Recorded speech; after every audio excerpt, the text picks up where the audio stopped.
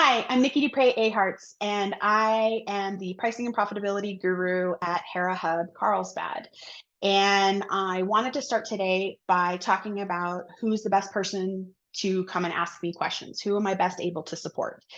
I am able to support early stage entrepreneurs and emerging stage entrepreneurs. And you may ask yourself, what's the difference? How do I know which is what?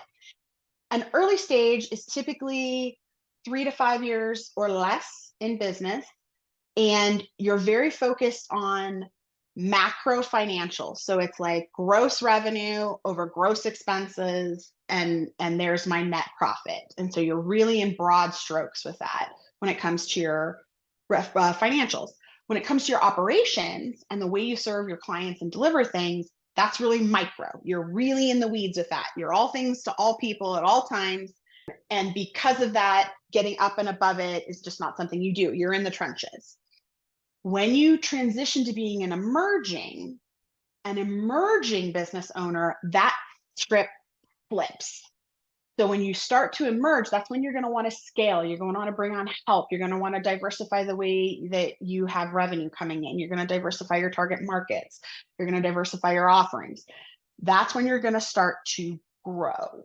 Okay. And in that environment, you're going to go from macro financials to micro financials. You're going to start to look at your income versus expenses on every single client and every single service provider and every single service offering, because we're looking for leaks and gaps, things that are going to eke out an additional 20 to 50% revenue. So it's a much more finite thing.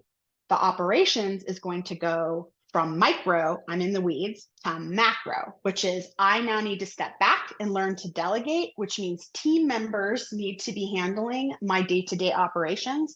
And that means I need systems that the team members can give consistent results to clients. And in that, we've got to go big versus small. So when you ask these questions, am I in an early stage or an emerging? Those are the ways that you're going to identify where you are in business.